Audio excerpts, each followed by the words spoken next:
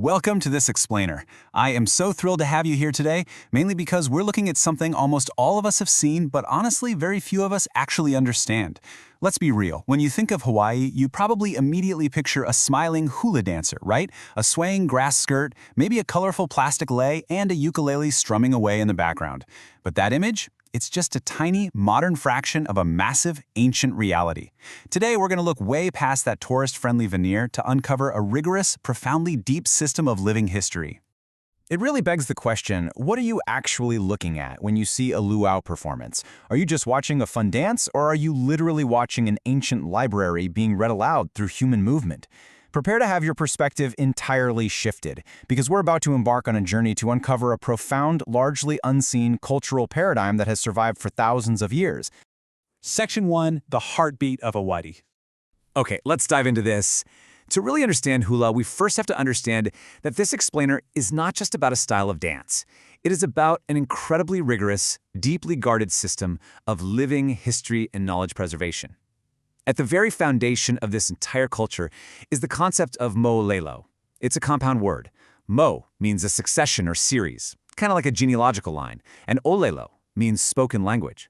Before written language was introduced to the islands in the 1820s, Native Hawaiians used this incredibly strict oral tradition as their living library.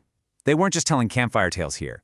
They were passing down highly technical farming knowledge, complex navigation routes, and literally the entire moral and legal structures of their society through this continuous, unbroken chain of spoken narrative. And this brilliantly illustrates a completely different way of experiencing time and existence. If you look at Western linear time, we usually frame life as a coming-of-age story, right? It's an individual moving from childhood to adolescence to an independent adulthood. It's just a straight line focused on one person. But Native Hawaiian deep time is vast, it's interconnected, it is intergenerational, and it's carried in the very land and ancestry of the islands. You don't just exist right now, you exist as a living extension of your ancestors and a precursor to the unborn. Section 2, Chants of the Ancestors. So, you might be wondering, how do you preserve thousands of years of this deep, interconnected history without a single pen or a piece of paper? Well, you use the human voice. Master storytellers and composers, known as hakumele, committed incredible volumes of information to memory across several strict categories of oli, or chant. And let's be clear, these aren't just simple songs. We're talking about genealogies connecting people to the gods. They are prayers, birth chants, and lamentations. These chants were the encyclopedias, the birth certificates, and the history books of the Hawaiian people, carried entirely in the mind and the voice. But here's the catch. These chants weren't meant to be easily understood by just anyone listening in. They relied on kaona, which are the deeply layered, hidden meanings within Hawaiian poetry.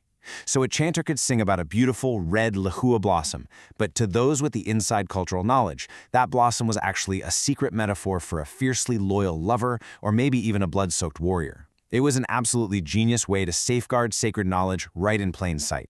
To give you a real sense of the sheer scale and intellectual rigor of this practice, just think about the number 2000. The Kumalipo is the most sacred Hawaiian creation chant. It traces the evolutionary and genealogical origins of life all the way from the first woman down to modern chiefs. It is over 2,000 lines long, and it had to be memorized and recited flawlessly. A single mistake that was considered a terrible omen. Section 3, Hula, History in Motion.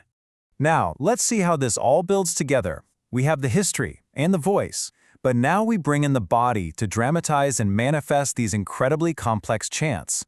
What's really interesting here is the stark contrast between the two main types of hula we see today. Hula kahiko is the ancient style. It is sacred, austere, and historically rigorous.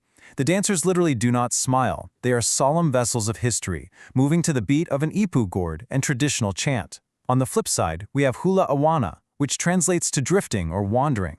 This is the modern form that arose in the 19th and 20th centuries. And this is the version most tourists see. Smiling faces, Western instruments like the ukulele and guitar, with a heavy focus on entertainment rather than strict historical record. The survival of hula kahiko and the ancient chants was definitely not an accident. It required highly dedicated keepers of knowledge. These were the kupuna, the elders, the hakumele, the composers we touched on earlier, the kumuhula, the revered master teachers who guided students through intense, spiritually secluded training, and crucially, the mahu, I want to pause on that last group for a second. In pre-contact Hawaii, mahu, which are individuals who embodied a third gender, balancing both male and female energies, held a highly respected and sacred space in society. They were particularly sought after as teachers, usually of hula dance and chant, and were deeply valued as the keepers of cultural traditions. They were the ones passing down genealogies, naming children, and instructing hula in the temples. It was only later, with the arrival of colonial influence, that this respected status was aggressively denigrated. Section 4. Colonial Suppression and Erasure. And that brings us to a very difficult, but absolutely essential part of this explainer: the political and economic history of colonial suppression that systematically attempted to destroy these cultural practices. Let's walk through this timeline of suppression together. Back in the 1820s, puritanical missionaries arrived and were frankly shocked by the physical and sometimes sexual expressions in hula. Fast forward to the 1850s, as lucrative sugar plantations rose to power, hula faced intense public bans and suppression. All of this culminated in the illegal overthrow of the Hawaiian Kingdom in 1893. And by 1896, the Hawaiian language itself was completely banned in schools, essentially severing generations of children from their ancestral Moʻolelo. The historical sources show us pretty clearly that this wasn't just about religious morality. It was heavily tied to economics.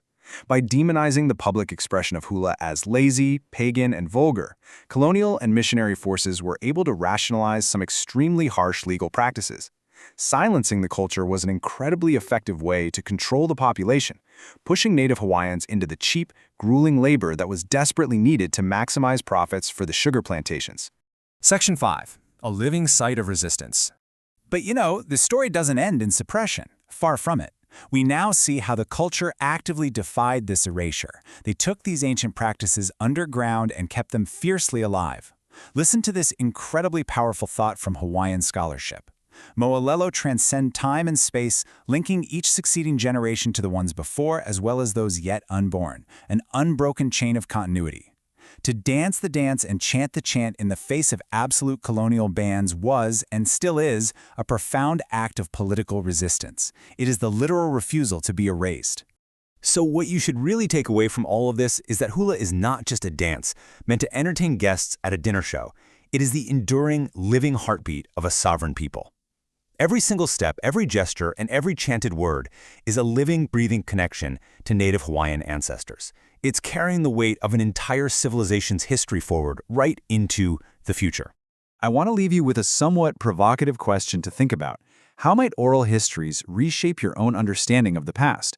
Because when we realize that history lives in the body and the voice and not just trapped in a dusty textbook, it completely changes how we look at the world around us. Thank you so much for joining me for this explainer. Stay curious, always look past the surface, and I'll catch you next time.